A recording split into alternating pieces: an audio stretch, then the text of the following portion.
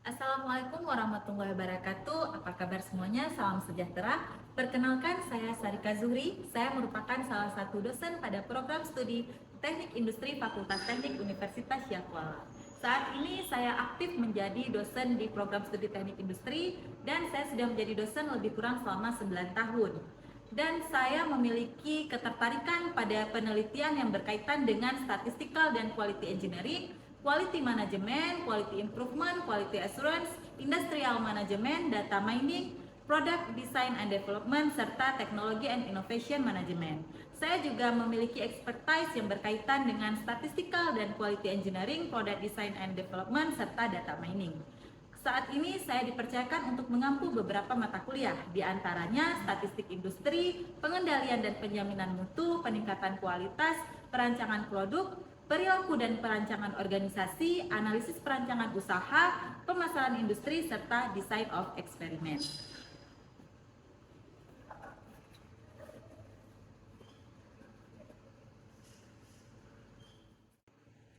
Saat ini, Universitas Syahkuala menerapkan sistem pembelajaran blended learning atau pembelajaran secara hybrid dengan persentase 65% luring serta 35% daring. Selama proses belajar mengajar, saya memanfaatkan menggunakan Zoom dan Learning Management System atau yang lebih dikenal dengan e-learning Universitas Syahkuala. Pemanfaatan e-learning saya lakukan untuk memudahkan saya dalam proses belajar mengajar, di mana saya dapat membagikan dan menginformasikan tugas kepada mahasiswa, memberikan kuis, memberikan referensi terkait buku pembelajaran yang akan saya gunakan. Selain itu juga dapat berdiskusi dan dapat memberikan materi serta dapat membagikan video pembelajaran. Selama proses belajar mengajar, saya menggunakan teknik DIE, Delivery, Interaction, dan Assessment. Pada tahapan delivery, saya menyampaikan materi dengan menggunakan metode ceramah dan diskusi, di mana saya lebih mengutamakan dengan pendekatan student center learning. Berikutnya, teknik yang kedua dalam DIE adalah interaction. Interaction adalah bagaimana caranya saya berinteraksi dengan mahasiswa. Selama di kelas, biasanya saya akan memberikan sebuah permasalahan atau studi kasus kepada mahasiswa untuk dapat kami pecahkan secara bersama-sama. Biasanya saya akan membagikan kepada beberapa kelompok. Berikutnya saya akan memberikan kesempatan kepada mahasiswa untuk menentukan atau mengidentifikasikan satu buah masalah atau sebuah ide yang selanjutnya akan dipecahkan secara bersama-sama untuk dicarikan solusi dan saran rekomendasinya. Dan pada akhirnya setiap masing-masing kelompok nanti akan mempresentasikan secara di kelas secara bergantian, dan tentu saja dengan hal ini saya harapkan dapat membuat proses belajar mengajar lebih aktif dan lebih adanya partisipasi antara mahasiswa dan dosen selama di kelas. Pada beberapa sesi pembelajaran di kelas, saya juga biasanya memberikan kuis kepada mahasiswa. Biasanya kuis yang saya berikan, saya akan menggunakan pemanfaatan tools pembelajaran yaitu Kahoot dan Quizizz. Hal ini saya lakukan agar membuat proses belajar mengajar lebih interaktif. Selain itu, saya juga membuat WhatsApp group untuk memudahkan saya dan mahasiswa dalam berdiskusi dan bertukar informasi yang berkaitan dengan perkuliahan pada materi kuliah yang saya ampu. Selanjutnya, teknik yang terakhir dalam DIE adalah assessment, di mana assessment yang digunakan oleh Prodi Teknik Industri sudah berdasarkan Outcome Based Education atau OBE. Dan dalam penentuan bobot penilaian, biasanya kami menggunakan kontrak perkuliahan, di mana kontrak perkuliahan tersebut kami buat berdasarkan kesepakatan dan diskusi bersama dengan mahasiswa di kelas. Adapun bobot penilaian yang telah kami tentukan adalah sebagai berikut.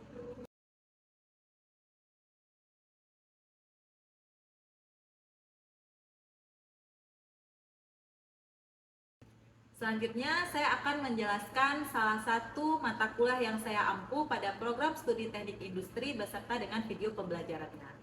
Adapun mata kuliah yang saya pilih adalah mata kuliah peningkatan kualitas, di mana mata kuliah tersebut merupakan mata kuliah pada semester 7 dan merupakan mata kuliah pilihan pada program studi teknik industri dengan bobot SKS-nya adalah 3 SKS. Mata kuliah peningkatan kualitas merupakan lanjutan dari mata kuliah pengendalian dan penjaminan mutu. Mata kuliah ini bertujuan untuk memberikan bekal pengetahuan kepada mahasiswa tentang konsep dasar serta prinsip dan teknik-teknik pengendalian mutu secara terintegrasi. Tentunya dalam manajemen organisasi atau perusahaan. Melalui mata kuliah ini diharapkan mahasiswa mampu melakukan perencanaan, mengidentifikasi terkait dengan kualitas, menganalisis, memperbaiki, dan mengendalikan persoalan-persoalan tentunya yang berkaitan dengan kualitas di dalam organisasi atau di dalam perusahaan. Melalui pemberian contoh studi kasus dan penyelesaian kajian yang ada di lapangan, serta diharapkan dapat memberikan gambaran tentang permasalahan kualitas serta tindakan-tindakannya dan pencegahan yang dapat dilakukan dengan pendekatan-pendekatan atau tools manajemen kualitas. Adapun capaian pembelajaran yang diharapkan pada mata kuliah ini adalah yang pertama, mampu menguasai konsep matematika, statistika, ilmu pengetahuan alam, prinsip rekayasa, sains rekayasa, perancangan rekayasa, dan mengaplikasikannya dalam penyelesaian masalah rekayasa kompleks pada sistem terintegrasi. Berikutnya, mampu memilih sumber daya, menganalisis, dan memanfaatkan perangkat perancangan berbasis teknologi informasi yang secara dalam melakukan aktivitas rekayasa pada bidang sistem terintegrasi.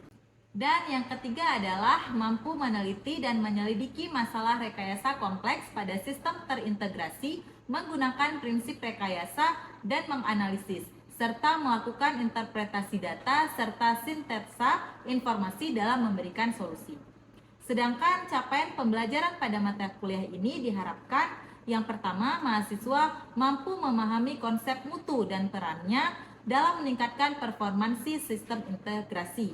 Yang berikutnya, mahasiswa mampu menentukan teknik-teknik pengendalian mutu yang diperlukan untuk mengendalikan mutu suatu produk. Dan yang terakhir adalah mahasiswa mampu memahami konsep penjaminan dan mampu merumuskan program penjaminan mutu suatu produk.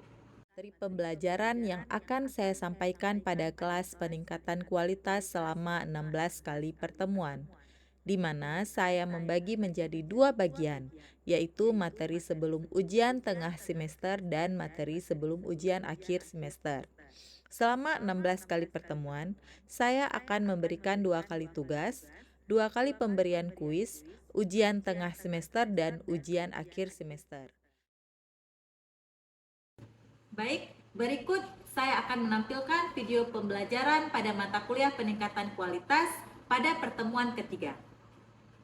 Assalamualaikum warahmatullahi wabarakatuh. Waalaikumsalam warahmatullahi wabarakatuh. Apa kabar semuanya hari ini? Sehat? Sehat. Oke, alhamdulillah. Pada hari ini saya akan membahas materi yang berkaitan tentang 7 new tools atau yang biasa dikenal dengan 7 manajemen alat kualitas. Oke, baik. Untuk pertemuan hari ini ya, yang kita harapkan adalah setelah saya menjelaskan materi tentang 7 new tools, kalian dapat memahami bahwa apa itu 7 new tools.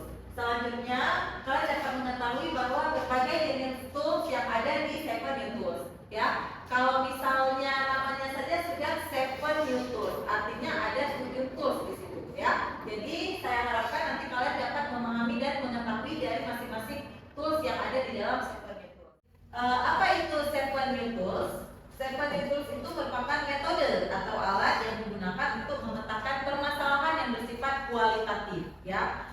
Jadi ada kalanya suatu masalah itu dia tidak harus kita selesaikan dengan angka-angka atau bersifat kuantitatif, namun perlu juga diselesaikan dengan permasalahan yang bersifat kualitatif, sehingga kita dapat mengetahui akar permasalahan dari permasalahan tersebut, dapat menganalisis, mengambil sebuah pengambilan keputusan, dan memberikan saran dan rekomendasi.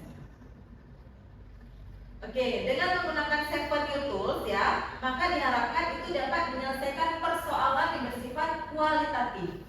Sehingga tools ini biasanya itu dapat digunakan apabila misalnya ada sebuah perusahaan atau organisasi ya di dalam suatu rapat atau suatu kelompok kerja yang memerlukan brainstorming atau ide-ide ataupun solusi atau masalah-masalah verbal. Sehingga dengan menggunakan 7 new tools ini merupakan alat yang sangat tepat digunakan untuk menghasilkan sebuah ide-ide, solusi ataupun saran dan rekomendasi. Oke, selanjutnya ya. Nah, jadi kalian harus ketahui ya bahwa ada 7 tools atau alat pengendalian kualitas dan ada 7 new tools atau alat manajemen kualitas. Sehingga apa yang membedakan? Kalau 7 tools itu biasanya untuk pengolahan data yang bersifat untuk peningkatan kualitas, sedangkan 7 new tools itu biasanya digunakan untuk memetakan permasalahan yang secara terstruktur, sehingga di dalam suatu rapat ataupun suatu organisasi ya kita ada melakukan sebuah brainstorming ataupun menentukan sebuah ide-ide atau solusi ya, sehingga dengan ada tools ini itu dapat mempermudah kelancaran komunikasi pada tim kerja dan yang pastinya mempermudah suatu manajemen itu dalam mengambil sebuah pengambilan keputusan. Oke, apa-apa saja toolsnya ya. Jadi di sini kalian dapat lihat itu ada 7. Namanya aja 7 alat manajemen kualitas. Artinya ada 7 tools di sini. Yaitu yang pertama diagram afinitas ya. Terus berikutnya diagram keterkaitan, diagram pohon, diagram matriks, analisa data matriks, proses decision program chart, dan yang terakhir itu ada diagram kanan. Ada 7 di sini ya. Nah, jadi ini saya harapkan kalian perlu ingat dari masing-masing toolsnya. Dan yang perlu kalian ketahui dari masing-masing tools ini akan digunakan untuk berbagai permasalahan atau memecahkan studi kasus yang berbeda-beda. Jadi kita coba telusuri satu-satu ya. Saya akan menjelaskan satu persatu. Yang pertama itu ada diagram afinitas. Jadi diagram afinitas ini biasanya digunakan untuk mengelompokkan permasalahan-permasalahan ya. Jadi nanti ada beberapa permasalahan ya. Dari masing-masing permasalahan yang sama atau sejenis itu nanti akan dikelompokkan ke dalam satu buah kelompok masing-masing. Sehingga yang pertama itu perlu diidentifikasi dulu permasalahannya. Berikutnya baru dikelompokkan ya. Jadi dengan tools ini ya dapat dilihat fakta dan opininya serta kondisi perusahaan itu ketika mengelompokkan dari masing-masing elemennya. Dan pastinya dari masing-masing elemen itu harus ada hubungan. Makanya tadi dibilang diidentifikasi dulu, dikelompokkan dulu. Dari masing-masing kelompok dan identifikasi yang elemennya saling berhubungan itu nanti akan masuk ke dalam satu kelompok. Jadi contohnya seperti apa ya? Nah, ini saya akan perlihatkan masing-masing contohnya, dapat dilihat ya semuanya. Nah, di sini misalnya contoh dari permasalahan kenapa banyak kecelakaan itu di perempatan X. Nah, jadi di sini kalian bisa lihat kalau misalnya berkaitan dengan lalu lintas itu yang paling berhubungan adalah apa? Elemennya. Yang pertama pasti pengemudi, ya kan? Terus berikutnya ada sarana jalan dan yang terakhir pengguna jalan. Nah, jadi dari masing-masing elemen ini kita lihat apa-apa saja permasalahan ya yang diakibatkan dari masing-masing elemen tersebut sehingga banyak menimbulkan kecelakaan di sebuah perempatan. Nah, ini kita anggap filosofi kasusnya yang sederhana saja ya, sehingga karena banyak terjadinya kecelakaan di sebuah perempatan sehingga kita melihat apa sih permasalahannya, kenapa bisa banyak terjadi kecelakaan di perempatan tersebut. Nah, jadi kalian nanti masing-masing itu kalian memetakan satu buah masing-masing permasalahan. Jadi contohnya, oh ternyata banyak kecelakaan itu karena pengemudi lelah atau mengantuk, makanya banyak terjadi kecelakaan di sebuah perempatan. Nah, jadi karena pengemudi atau lelah mengantuk itu pasti ada korelasinya dengan elemen pengemudi, makanya itu dimasukkan di dalam bagian pengemudi. Terus berikutnya, pengemudi tidak patuh lalu lintas. Nah, itu juga disebabkan elemen pengemudi. Nah, makanya dimasukkan juga ke dalam bagian pengemudi. Terus berikutnya, misalnya, oh lampu lalu lintas itu mati. Lampu lalu lintas mati, ada keterkaitan nggak dengan pengemudi? Enggak ya? Nah, artinya kalau misalnya lampu lalu lintas mati, keterkaitannya dengan sarana jalan. Makanya ditempatkan dia di bagian sarana jalan. Terus misalnya saya kasih satu contoh terakhir ya. Penjual kaki lima itu di trotoar. Penjual kaki lima dia berjualan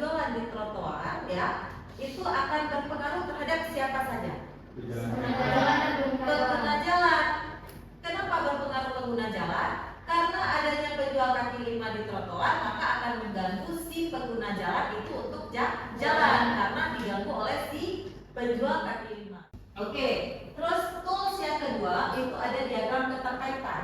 Diagram keterkaitan itu ya bisa dilihat seperti diagram sebab akibat yang dia punya keterkaitan atau korelasi antara satu permasalahan dengan permasalahan lainnya. Nah, gitu dia, ya. Nah, jadi dengan diagram afinitas ini ya atau dengan diagram keterkaitan ini kalian bisa melihat ya mana-mana saja itu akar permasalahannya nanti yang akan dapat dijelaskan sebagai hubungan antara sebab dan akibat. Dan nanti untuk yang akar permasalahan yang terakhir itulah yang menjadi penyebab yang paling utamanya. Jadi contohnya seperti apa? Nah, jadi di sini kalian bisa lihat ya. Katakanlah di sini ada sebuah kasus ya, di mana ada sebuah restoran ya, yang dia merasa ternyata strategi pemasarannya kurang karena dari tahun ke tahun restorannya itu semakin tidak banyak peminat atau pembeli. Jadi kita agak seperti itu ya, sehingga dia perlu menentukan apa-apa saja yang menyebabkan kenapa restoran dia ini menjadi sepi gitu. Strategi apa yang perlu dia lakukan? Nah, sehingga dia melakukan dengan diagram keterkaitan ya, di mana permasalahan pertama tentukan pokok permasalahan. Pokok permasalahannya adalah kenapa jumlah pelanggan di restoran tersebut berkurang. Dari pokok permasalahan ini kalian kembangkan. Nah, kalian kembangkan. Misalnya, oh ternyata jumlah pelanggan di restoran itu berkurang karena lokasinya tidak mencolok. Kenapa lokasinya tidak mencolok? Karena signboard atau papan iklan yang tidak kelihatan. Kenapa tidak kelihatan? Karena letak papan iklannya itu tertutup pohon. Nah, gitu. Kenapa tertutup pohon? Itu kan nggak ada alasan lagi ya. Kenapa tertutup pohon dia kan? Berarti ya solusinya adalah pohonnya apa ditebang atau posisi signboardnya itu dipindahkan supaya tidak tertutup pohon sehingga dapat dilihat oleh pelanggan atau masyarakat yang lewat. Gitu. Terus berikutnya, kenapa signboard ini nggak kelihatan? Masih ada yang bisa diturunkan akar permasalahannya. Misalnya, oh tulisan signboardnya itu ternyata kekecilan. Nah, kenapa kekecilan? Kan itu nggak ada satu buah pertanyaan lagi ya. Sehingga solusinya adalah kalau tulisan signboard kekecilan berarti kita harus ubah font signboard gitu supaya orang gampang melihat atau membaca. Begitu juga dengan permasalahan-permasalahan yang lain. Intinya adalah dari satu permasalahan kita lihat sebabnya, akibatnya, sehingga nanti akan menghasilkan banyak permasalahan dan nanti akan memberikan sebuah solusi. Oke, terus berikutnya adalah setelah kita tentukan dari masing-masing permasalahannya ya, kita tentukan asumsi-asumsinya, gunakan panah untuk menunjukkan hubungan-hubungan. Nah, jadi kan di situ kalian bisa lihat ya, dari masing-masing panah itu nanti akan menunjukkan hubungan-hubungan antara sebab dan akibatnya. Terus berikutnya apa? Pilih beberapa penyebab terpenting. Nah, jadi di sini kalian bisa lihat ada yang warnanya itu boldnya lebih tebal ya, artinya itu menjadi sebuah penyebab yang terpenting atau yang paling signifikan. Ya. Terus berikutnya apa? Simpulkan hasil. Nah, sehingga di sini bisa dilihat kesimpulannya adalah pelanggan jumlah di restoran itu berkurang karena tidak ada yang memperhatikan menu. Ya. Terus juga apa? Pelanggan menunggu lama. Oh ternyata ngantrinya panjang. Terus berikutnya tulisan signboard yang kekecilan. Ya. Pelanggan disapa dengan tidak pas dan letak signboard yang tertutup pohon. Terus yang ketiga itu ada yang namanya diagram pohon. Ya. Jadi diagram pohon ini itu biasanya dipakai untuk memetakan aktivitas atau arah yang dilakukan untuk mencapai tujuan. Jadi dia ada aktivitas utama dan berikutnya nanti ada sub-sub aktivitas. Jadi ibaratnya kayak sebuah pohon ya, ada dahannya dan nanti ada subnya, ada rantingnya, gitu ya. Nah, jadi contohnya seperti apa? Nah, lebih kurang seperti ini ya. Di sini bisa dilihat yang menjadi aktivitas utamanya itu adalah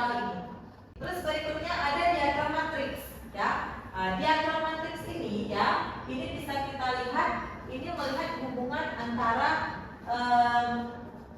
kedua suku ya. Sehingga nanti kita bisa lihat keterkaitannya. Yang kelima ya, itu ada matriks data analisis. Jadi kalau misalnya matriks data analisis ini ya, kalau nanti di tugas akhir itu misalnya kalian mau melihat atau memetakan di masing-masing kuadran. Jadi kalau misalnya di metodenya itu ada yang namanya misalnya seperti important performance analysis ya, IPA, atau misalnya bisa pakai misalnya cluster, atau misalnya pakai multidimensional scaling. Artinya dengan diagram matriks data analisis ini ya, di sini kita bisa melihat cluster dari masing-masing kuadrannya. Gitu ya. Oke. Terus berikutnya itu yang keenam ada PDPC atau Process Decision Program Chart. Jadi dari namanya aja kalian bisa melihat ya, namanya itu adalah Process Decision Program Chart. Berarti ada proses di situ, ada pengambilan keputusan, dan ada saran rekomendasi perbaikan. Jadi saya sangat menyarankan ya, kalau misalnya kalian nanti di tugas akhir ya, itu nanti untuk menganalisis saran atau perbaikannya boleh pakai PDPC. Jadi jangan selalu pakai fishbone aja ya. Jadi sekali-kali coba ganti dengan tools yang lain gitu. Jadi biar banyak variasi tools tugas akhir kita. Jadi PDPC itu misalnya gini ya, tentukan dulu permasalahannya. Jadi di sini permasalahannya adalah bagaimana mengurangi mobil mogok. Itu permasalahannya. Namanya tadi kan PDPC, berarti ada proses di situ. Untuk mengurangi mobil mogok ya, prosesnya adalah yang pertama berarti periksa mesin mobil secara teratur. Jadi kita berikan beberapa opsi. Yang kedua, periksa sistem pengertian. Kan biar dia peluang mobil itu mogok kecil ya. Periksa sistem pengertian. Terus yang terakhir yang ketiga, periksa ban setiap dini pagi. Oke, terus berikutnya ya, ada proses berarti ada decision di situ. Jadi decisionnya adalah kalau misalnya mau periksa mesin mobil secara teratur, itu misalnya ya, misalnya kita mau bilang nggak ada rencana di situ. Jadi kalau misalnya tidak ada waktu, kita nggak ada waktu periksa mesin mobil secara teratur, artinya tidak ada solusi, ya kan? Nggak ada waktu, berarti kan nggak ada solusi. Terus ganti dengan rencana yang berikutnya. Misalnya, saya itu mau periksa mesin mobil secara teratur, tapi saya nggak tahu caranya. Artinya tidak tahu caranya akan diberikan solusi berikutnya. Kalau nggak tahu cara, berarti kan beli buku cara merawat mobil. Oke, terus bingung milih bukunya yang paling bagus yang mana? Kasih lagi solusi. Cari referensi dari teman atau tanya sama bengkel. Oke, terus yang terakhir ya, ini second tools yang terakhir itu diagram panah. Jadi kalau misalnya diagram panah ini biasanya dipakai untuk perencanaan jadwal aktivitas atau untuk pengontrolan penjadwalan. Biasanya kalau misalnya kalian KP atau magang ya, itu biasanya dipakai untuk maintenance, gitu ya. Jadi di sini bisa dilihat ya diagram panahnya ya. Dia diilustrasikan dari masing-masing operasinya. Oke, demikian yang dapat saya jelaskan tentang Sequan New Tools. Ya, sampai di sini. Ada yang ingin ditanyakan atau ada yang kurang jelas? Silakan. Izin bertanya, Bu. Oke, Raza, silakan. Jadi begini, Bu. Minggu lalu kan kita sudah membahas terkait dengan Sequan Tools. Ya. Hari ini kita membahas terkait dengan Sequan New Tools. Pertanyaan saya, apa yang membedakan kedua metode tersebut, Bu, antara metode Sequan Tools dan Sequan New Tools, dan kira-kira kapan kita bisa menggunakan kedua metode tersebut? Oke, baik. Tadi saya udah ada menjelaskan sekilas ya tentang itu. Mungkin dari teman-teman di sini ada yang ingin menjawab? Silakan. Oke, Najmi, silakan. lebih jauh.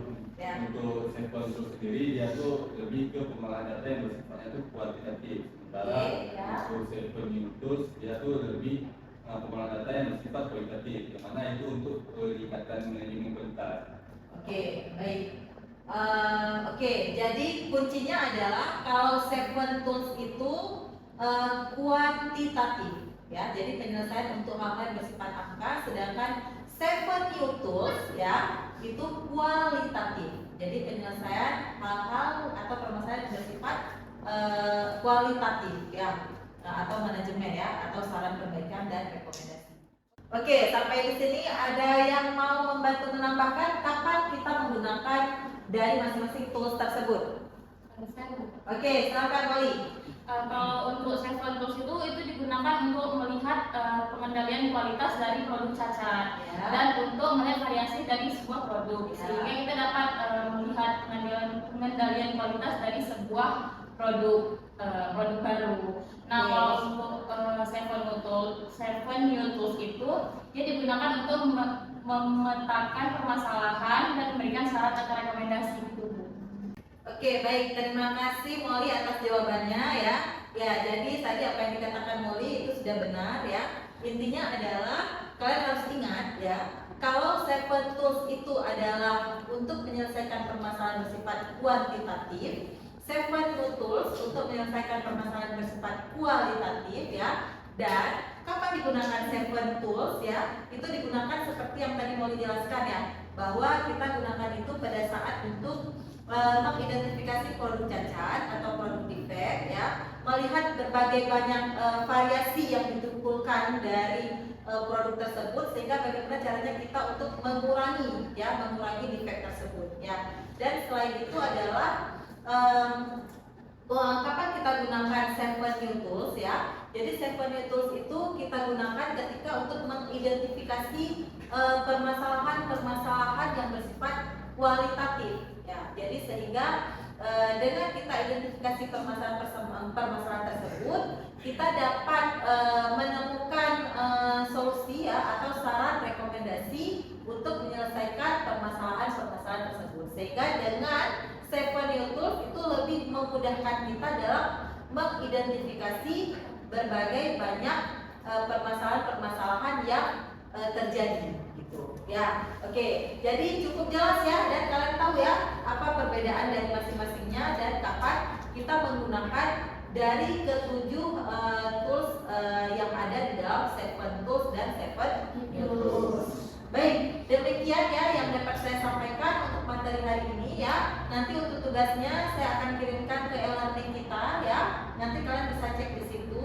Kapan batas pengumpulannya juga nanti akan saya informasikan di e-learning kita.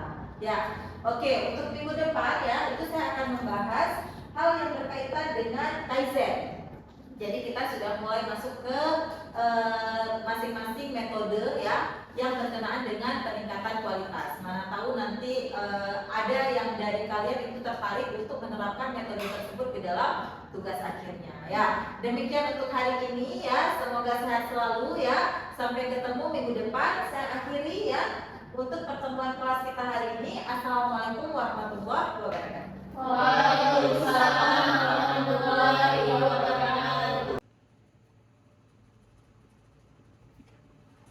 Baik, demikian video yang saya dapat tampilkan. Semoga bermanfaat untuk kita semua. Mohon maaf apabila ada kekurangan. Assalamualaikum warahmatullahi wabarakatuh. Sampai jumpa.